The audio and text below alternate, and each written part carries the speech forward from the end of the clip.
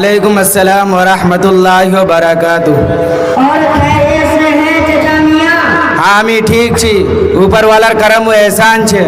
और ये साथ में कौन है? इडी मोर पोता छी की। कहाँ ले जा रहे हो इनको? अरे याक डॉक्टर बनवा चाहिए, वदस्ती याक स्कूलत नाम लिखवा जाए। इस उम्र में पैदल जा रहे हैं, वो भी इस कदर धूप में। क्या आपका कोई लड़का नहीं है जिनके साथ इनको भेज देते? मौली साहब मोर हाल ना पूछ, बेटा बेटी पोता पोती सब के मिले 25 जन छे। जगह कह चोकनी 100 पुत्र आमेर एकोडानी कामेर, यही हाल मोर चोक।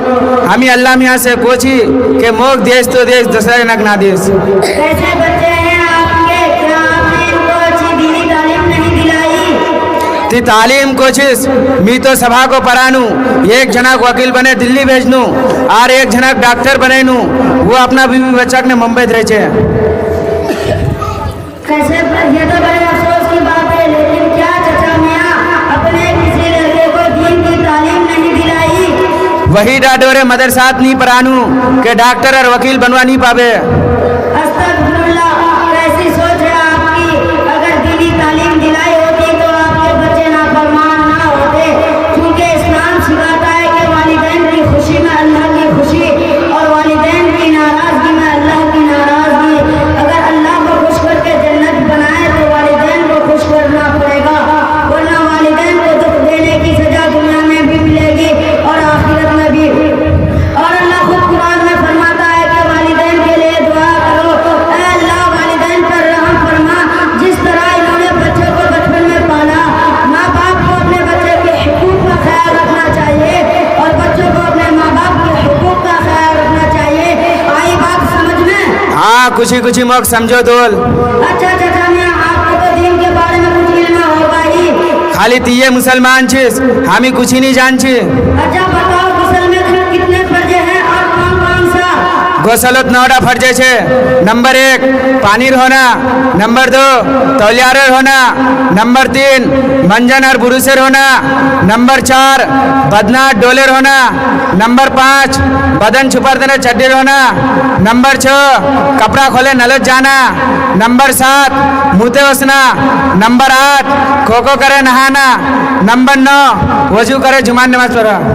अस्तगफिरुल्लाह, बेटा आप दीन के बारे में क्या जानते हो?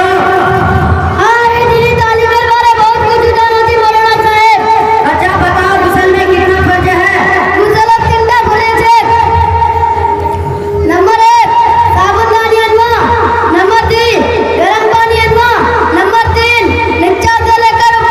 अरे आप दोनों तो दीन के बारे में बिल्कुल गलत बताए, आप तो दीन के बारे में कुछ नहीं जानते हैं। लीजिए मेरे बेटे से सुनिए। गुस्ल में 3 फर्ज है। नंबर 1, अगर रोजे की हालत में ना हो तो गरगरे के साथ कुल्ली करना। नंबर 2, नाक के नली तक पानी पहुंचाना। नंबर 3, पूरे बदन से इतना पानी बहाना कि कोई आंसू बना ले। एक बार बराबर में सूखा रहा तो गुस्ल ना होगा। अरे चचा मियां, पहले अपने पोते को दीन की तालीम दिलाइए, वरना पोते भी बेटे की तरह नाफरमान निकलेगा और आपको अल्लाह के यहाँ जवाब देना पड़ेगा। हाँ मौली साहब ती ठीक बोल लो। कोई खन मदरसा बतानी जहाँ हम अपना पोता नाम लिखे दूँ। क्या आप मोहम्मदी जामिया मस्जिद नहीं जानते हैं? इसी मस्जिद मोहम्मदी में जामिया मोहम्मदिया अंसारुल कुरान चलता है। मेरा बेटा वही पढ़ता है।